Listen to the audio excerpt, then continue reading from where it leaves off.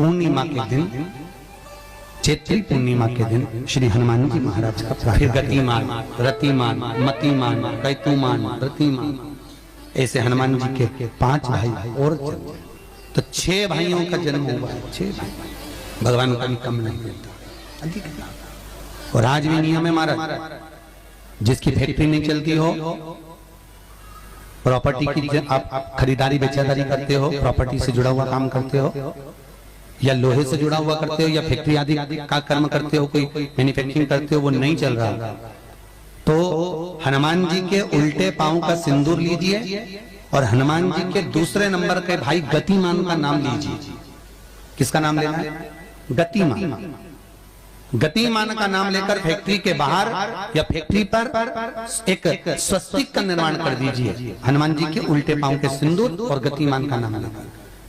कभी आपकी फैक्ट्री कोई काम नहीं निकालेगी, उन्नति की ओर ही निकल जाएगी, कभी घाटे की ओर नहीं जाएगी। गतिमान, रतिमान, केतुमान, मतिमान, ये जितने भी नाम है हनुमान जी के भाइयों के, ये सब कल्याण करते हैं, एक एक नाम कल्याण करते महाराज। एक महाराज वो जिन बच्चों को निमोनिया हो जाता है ना, वो सर्दी का कोटा रहता है, बहुत सर्दी बच्चों को बनी रहती है, तो हर दिन 5-10 दिन में वापस दौड़ के डॉक्टर के पास लेके जाओ, फिर डॉक्टर के पास ले। वैसे तो डॉक्टर के पास बच्चे आजकल के जमाने के जाते ही जाते हैं, हर 15 दिन 20 दिन में। तो इसके पीछे वो चले जाए। एक हास्य व्यंग में हमसे पूछा किसी ने, महाराज जी आज के बच्चे बार बार हॉस्पिटल डॉक्टर क्यों जाते हैं? तो हमने कहा देखो भैया, बच्चा जहाँ जन्म लेता है उनसे प्रेम ज्यादा होता है। पहले नानी के घर में पैदा होता था, इसलिए नानी के घर ज्यादा जाता था, दादी के घर में ज्यादा पैदा होता था, इसलिए दादी के घर ज्यादा जाता था। आज के बच्चे हॉस्पिटल में ज्यादा पैदा होते हैं, इसलिए हॉस्पिटल ज्यादा घूमने जाते हैं।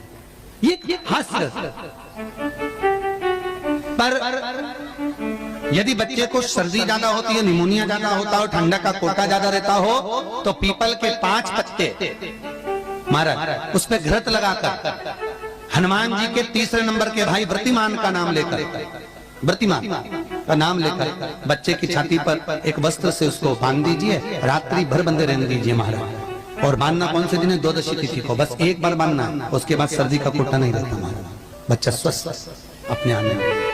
व्रतिमान हनुमान जी महाराज के जितने भी भाई हैं, सबका आनंद सुख चरणारविंद का सुख देने वाला भगवान श्री हनुमान जी महाराज चैत्र की पूर्णिमा के दिन प्रकट होते हैं महाराज। पवन तनय संकट हरन मंगल मूरत रूप, राम लखन सीता सहित हृदय बसौ सुर।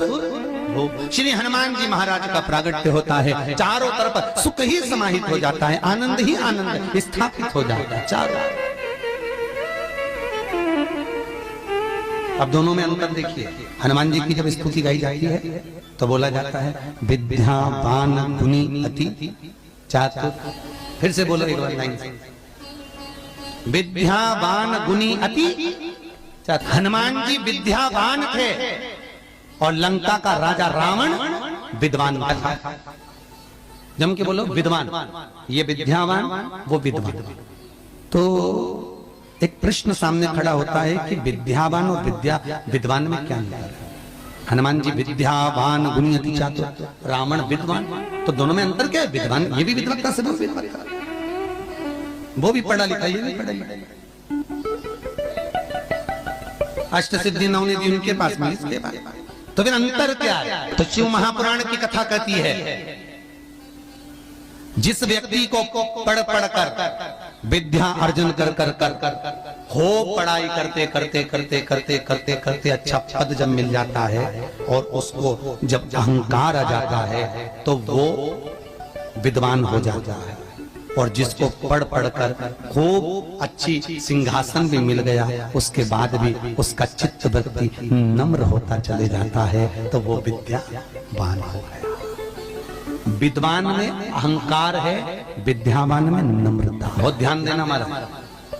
कई लोगों को पढ़े लिखे थे अप टू डेट बन के हमारे बराबर कोई अहंकार आ गया, मतलब तुम विद्वान हो, बहुत विद्वान हो, मना नहीं है, तुम्हारे में विद्वत्ता की कमी नहीं है, सारे वेद पुराण शास्त्र सब तुम्हारे में भरे हुए हैं, सारी पढ़ाई लिखाई तुमने भरी हुई है, तुम बहुत विद्वान हो। पर विद्वत्ता अहंकार को लेकर जाती है और विद्यावान का जो विद्या को ग्रहण करता है उसके भीतर नम्रता आती चली जाती है। नम्रता। कोई कोई व्यक्ति ऐसा होता है जिसके पास भगवान पैसा खूब देता है तो उसको नम्रता देता है, खूब नम्रता, इतना प्रेम से बोलेगा, इतना मीठा बोलेगा, और बोलो साहब और मेरे लिए कोई सेवा हो तो बता दो, और बोलिए साहब, इतनी नम्रता। और किसी किसी के पास में अहंकार इतना ज्यादा आ जाता है धन के साथ में कि वो किसी गिनती ही नहीं, बिल्कुल ऐसा लगे जैसे भेरू पे सिंदूर चढ़ा, एकदम कड़। नम्रता अगर आपके भीतर पढ़ाई लिखाई के साथ में, विद्या के साथ में आ रही है तो समझ मत। कितना सुंदर कहा रामकृष्ण परमहंस जी ने। रामकृष्ण परमहंस जी से स्वामी विवेकानंद जी ने पूछा, आपकी निगाह में खूब पढ़ा लिखा व्यक्ति कैसा होता है? रामकृष्ण परमहंस कहने लगे, जीरो। विवेकानंद ने फिर रामकृष्ण परमहंस से पूछा, आपकी दृष्टि में बहुत पढ़ा लिखा, बहुत पैसे वाला, धनपति व्यक्ति कैसा होता है? रामकृष्ण परमहंस जी ने कहा, डबल शून्य, डबल जीरो। स्वामी विवेकानंद जी ने फिर पूछा रामकृष्ण परमहंस जी से, गुरुदेव आपकी दृष्टि में पढ़ा लिखा व्यक्ति, बहुत धनपति, सब ज्ञान में निपुण, वो व्यक्ति कैसा होता है? रामकृष्ण परमहंस ने कहा, ट्रिपल जीरो, 3 शून्य। स्वामी विवेकानंद ने कहा, गुरुजी अगर ये सब शून्य की गिनती में आ गए तो कीमत किसकी होगी? रामकृष्ण परमहंस जी ने कहा, सारे ज्ञान प्राप्त करने के बाद जो झुकना नहीं जानता, नम्रता नहीं जानता, वो जीरो के बराबर ही होता है। और जिसके पास में धन भी है, विद्या भी है, सारी निपुणता है, और जिसके भीतर नम्रता बनी हुई है, उसके आगे एक लगा दिया जाए तो वो करोड़ों की गिनती में हो जाता है। उसके आगे एक। कई लोग बड़ी अभिमतता में जीते, मेरे बराबर कोई नहीं। और जो में करके मर जाता है, अगला जन्म बकरा बकरी का हो जाता है, में करता फिरता। छुपकली और बकरा बकरी दोनों पहचान जाओ, बहुत परिचित है। तुम्हारे दरवाजे पर भी कोई बकरा बकरी दिखे तो समझ लेना तुम्हारा रिश्तेदार आया है। में करके मर गया, मेरा घर, मेरी परिवार, मेरा कुटुंब, मेरी घर, मेरी गाड़ी, मेरा बंगला, मेरा मेरा मेरा करके मरा, बकरा बकरी। नहीं तो मैं अभिमत। गुरु नानक देव जी महाराज का शब्द याद करो, कुछ भी मेरा नहीं है, सब कुछ तेरा, सब कुछ तेरा। इसलिए बोले सो निहाल, सब कुछ तेरा, हमारा कुछ है, हमारे भीतर कुछ है तो वो परमात्मा। हनुमान जी महाराज प्रकट हुए और अष्ट सिद्धि, कितनी? अष्ट सिद्धि, नवनिधि, कितनी निधि? 9 निधि हनुमान जी के पास में थी। अष्ट सिद्धि 9 निधि, और उस 9 निधि में सबसे ज्यादा सुंदर निधि जो दुनिया के हित की है वो है नील निधि। कौन सी निधि? 9 निधि में से एक निधि का नाम है नील निधि। कई लोग तो ऐसे, उनका आज तक हनुमान चालीसा पढ़ना नहीं है, आज तक कोई चालीसा, चाहे गायत्री चालीसा हो, लक्ष्मी चालीसा हो, शिव चालीसा हो, पढ़ना ही नहीं आती। बस बैठ गए भगवान के सामने और पढ़ लिया आसन लगा के। नहीं नहीं नहीं, चालीसा पढ़ने का भी एक नियम है। अगर कोई लक्ष्य लेकर पढ़ रहे हो तो उसका एक नियम है। पूरी जिंदगी पढ़ते रहोगे तो भगवान की प्राप्ति नहीं है, पर लक्ष्य लेकर अगर पढ़ा है, आसन से जिस भगवान की चालीसा पढ़ रहे हो उसकी मूर्ति या उसका फोटो आपके सामने होना चाहिए। एक घी का दिया, अगर हनुमान चालीसा पढ़ रहे हो तो या तो घी का दिया जलाओ, वो भी गाय के घी का हो, भैंस के घी का मत जलाना। हनुमान जी कभी प्रकट नहीं होंगे भैंस के घी से। घी का दिया लगाइए अगर चालीसा का पाठ कर रहे हो हनुमान जी। और बहुत ज्यादा संकट है, बहुत ज्यादा परेशानी है तो हनुमान चालीसा का पाठ करो तो तिल्ली के तेल का दिया, काली तिल के तेल का दिया, तिल का तेल का दिया हनुमान जी के सामने आसन बिछाकर, बहुत तकलीफ है तो 3 पाठ प्रतिदिन करो। और एक आसन से जितने समय 9 बजे अगर आप बैठते हो पाठ करने तो 9 बजे ही बैठ। 11 दिन तक प्रतिदिन 3 पाठ रोज करो। एक पानी का लोटा, कलश, तांबे का जल, अर्थात तांबे का लोटा हो, स्टील का लोटा हो, तुम्हारे पास जो कलश हो उसमें जल भरकर, एक सिक्का उसमें पटक कर, एक लौंग पटक कर प्लेट से ढक कर रख दो और प्रतिदिन बस टाइम पर बैठकर पाठ करो। 11 दिन पूर्ण होंगे, जिस कामना से आपने पाठ करा है बस वो सिक्का, वो लौंग कलश में से निकाल लो, जल का आचमन करो और जिस काम के लिए करा है वो जल उस प्रयोग में, किसी से बात कोई से हाथ मिलाना है तो वो सिक्का, वो लौंग अपने हाथ में अपने साथ। राम जी महाराज जब गए, हनुमत चरित्र कहता, राम जी महाराज जब जाने लगे तो उन्होंने हनुमान जी से कहा कि तुम क्या चाहते हो? हनुमान जी बोले मेरे को जाना है, क्योंकि जहां राम वहां हनुमान। हनुमान जी जब कहने लगे कि मेरे को जाना है तो राम जी महाराज बोले नहीं नहीं हनुमान, तुझे सबसे ज्यादा प्रिय क्या है? तो कह रहा हनुमान तू कह रहा है सबसे ज्यादा प्रिय है, राम प्रिय है, तो एक बार जिस समय देवऋषि नारद का अपमान हुआ, विश्वामित्र बाबा का अपमान हुआ, उस समय पर एक राजा ने जब अपमान करा तो तूने उसको राम नाम लिखकर एक जगह पर बिठा दिया और कहा कि तू राम नाम जपते रहे। उसने राम नाम जपा। तब हनुमान, याद कर, मेरे सम्मुख में तू खड़ा था और युद्ध होने वाला था, तो तूने क्या कहा था? प्रभु, आप इसको मार नहीं सकते क्योंकि ये आपका नाम ले रहा है। राम से बड़ा होता है राम का नाम, आप इसे मार नहीं सकते। तब आपने ये संवाद कहा था, हनुमान बता तेरी प्रियता क्या है? हनुमान जी कहते हैं, प्रभु आपने मुझे जगा दिया क्योंकि मुझे श्राप ये मिला था कि तू जागेगा किसी की जगाने पर, आपने मुझे जगा दिया। इसलिए है नाथ, अब मैं जाना नहीं चाहता, सत्संग करना चाहता। श्री राम जी का चरित्र, अब मैं सत्संग करूंगा, भजन करूंगा, नाम जाप करूंगा। पर राम जी जानते हैं, हनुमान से कहा, हनुमान मेरा जाने का समय आ गया, मुझे तो जाना पड़ेगा ना। सीता पृथ्वी में चली गई, मुझे भी जाना है। मैं सरयू के जल में अपने प्राणों को त्यागूंगा, मानव का शरीर है, इसको त्यागना तो पड़ेगा ना हनुमान। हनुमान जी बोले तो त्यागने में क्या दिक्कत है, त्यागो आप तो। पर दिक्कत एक बहुत बड़ी है। तो राम जी ने जैसी कहा दिक्कत बहुत बड़ी है, तो हनुमान जी पूछे ऐसी कौन सी दिक्कत है? हनुमान जी के शब्द सुने तो राम जी बोले, जब जिस समय पर तुम सूर्य को निगल गए थे, इंद्र को क्रोध आया था और इंद्र ने तुम पर वज्र का जब प्रहार करा, जब वज्र का प्रहार इंद्र ने करा, तब तुम्हारा नाम हनुमान हुआ। तब सारे देवी देवताओं ने तुम्हें वर प्रदान करा। उस जगह पर यमराज भी खड़ा था, तो यमराज ने तुम्हें वर दिया था कि जहां हनुमान होगा वहां यमराज नहीं होगा। अब दिक्कत यह है कि मुझे प्राण त्यागना है और तू मुझे 1 मिनट के लिए नहीं छोड़े, तो यमराज आएगा कैसे? दिक्कत वहां अड़ी पड़ी। हनुमान जी मुस्कुरा के बोले राम जी महाराज से, प्रभु मैं आपके बिना रह नहीं सकता। तो राम जी बोले, मैं भी जानता हूं कि तू मेरे बिना नहीं रह सकता, पर एक काम तो कर सकता है ना। क्या? मैं अगर कोई काम बताऊंगा तो तू करेगा कि नहीं करेगा? हनुमान जी बोले, आपका काम और मैं ना करूं, ऐसा कभी हुआ है? अब राम जी महाराज ने सोच लिया कि हनुमान को जाने से पहले काम पर लगा। अब वो कौन सा काम था? बोलो रे भाई। हनुमान जी को कहां काम पर लगाया? राम जी किस जगह पर काम पर लगाया? अरे सभी ने रामचरितमानस सुनी है, खूब सुनी, जल्दी बताओ। राम जी महाराज ने प्राण त्यागते समय, सरयू जी में प्राणों को देते समय, राम जी ने हनुमान जी को किस काम में लगाया था? कि राम जी ने अपने हाथ की एक मुद्रिका, जिस पे राम लिखा हुआ था, वो मुद्रिका एक अयोध्या की एक सरंग में जमीन में डाल दिया और हनुमान से कहा, जरा ढूंढ के लेके आ, मैं अभी घूम कर आया। और हनुमान जी तलातल रसातल भूमि के नीचे पताल में चले गए उस मुद्रिका को ढूंढने के लिए जिस पे राम लिखा है। और हनुमान जी पूछते भी जा रहे, राम कहाँ है? राम की मुद्रिका पड़ी थी, राम की अंगूठी है, अब राम का ही सत्संग करते करते जा रहे। और राम जी चले गए सरयू, क्योंकि हनुमान अगर होगा तो यमराज नहीं आ सकता। हनुमान को यहां से हटाना पड़ेगा, तब यमराज लेने के लिए आ सकता, तब यम आए, क्योंकि यम अपने नियम को धारण करेगा, चाहे कृष्ण हो चाहे राम।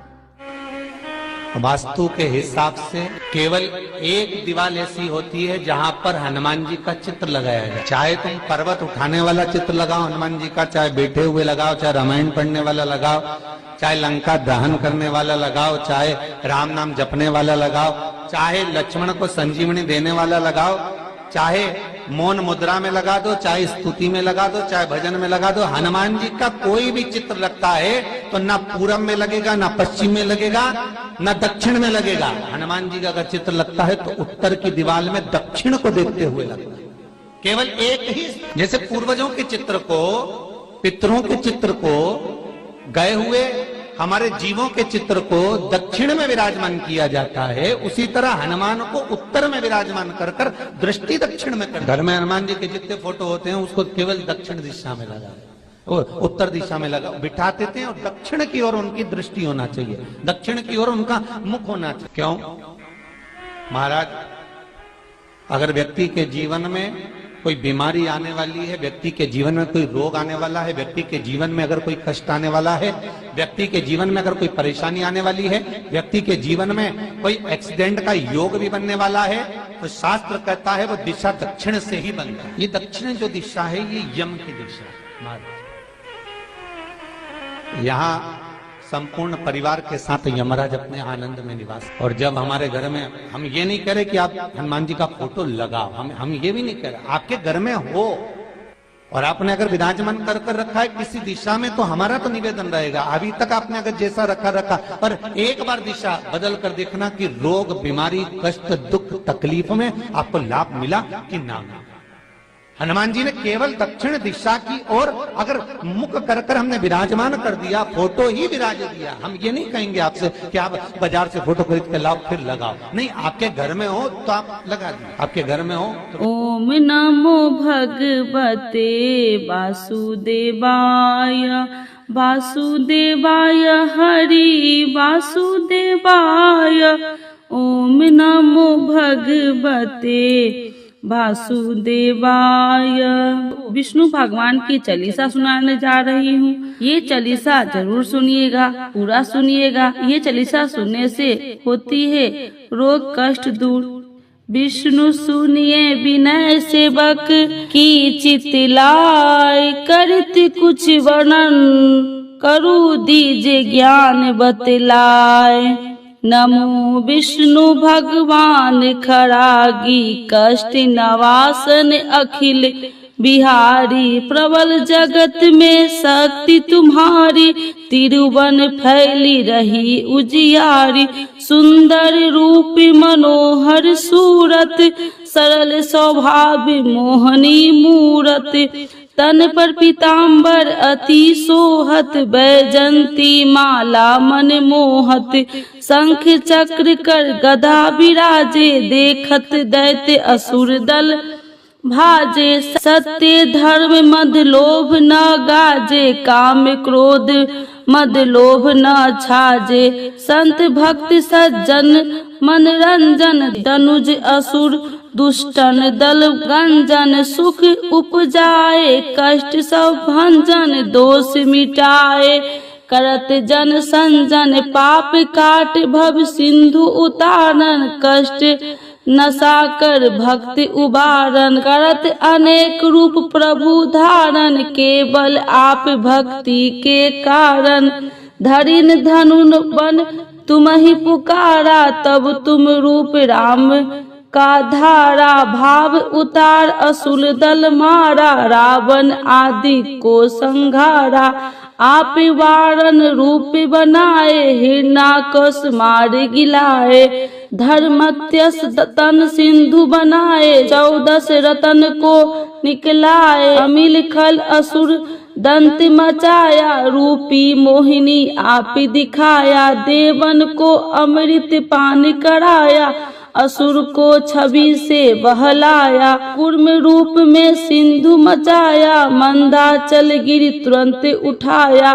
शंकर का तुम फंड छुड़ाया, भस्मासुर को रूप दिखाया। वेदन को जब असुर डुबाया, कर प्रबल उन्हें ढूंढवाया। मोहिनी बनकर खलही मचाया, उसकी कर से भस्म कराया। असुर जरहंदर अति बल दाई, शंकर से उनकी लड़ाई। हार पार शिव सफल बनाई, किन सती से छल खल जाई। सुमरन किन्हीं तुम्हें शिवरानी, बतलाई सब विपत्ति कहानी। तब तुम बने मोहिनी सरज्ञानी, वृंदा की सब सुरति भुलानी। देखत 3 दनुज सौतनी, बिंदा आए तुम्हें लपटानी। हो स्पर्श धमी क्षति मानी, हना असुर उधर शिव सौतानी। तुमने ध्रुव प्रहलाद उबारे, हिरणाकश आदि खल मारे। गानी का और अजामिल तारे, बहुत भक्त भव सिंधु उतारे। हरहु सकल संताप हमारे, कृपा करहु हरि सिर जनहारे, देखऊ मैं निज दरस तुम्हारे, दीन बंधु भक्तन हितकारे, चाहता आपका सेवक दर्शन, करहु दया अपनी मधु, जानू नहीं योग जप पूजन, होए यज्ञ स्तुति अनुमोदन, शील दया संतोष सुलक्षण, विपत्ति नहीं व्रत बोधन विलक्षण, करहु आपका किसी विधि पूजन, कुमति विलोम होत न भीषण, करहु प्रणाम कौन विधि सुमरन, कौन भांति मैं करहु स्मरण, सुर मुनि कहत सदा सेवकाई, हरसी रहत परम गति पाई, दीन दुखिन पर सदा सहाय, निज जन जान लेव अपनाई, पाप दोष संताप नसावे, भव बंधन से मुक्ति करावे, सुत संपत्ति दे सुख उपजाए, निज चरण का दास बनाओ, निगम सदाये विनय सुनावे, पढ़े सुनो सो जन सुख पावे। श्री विष्णु भगवान की जय।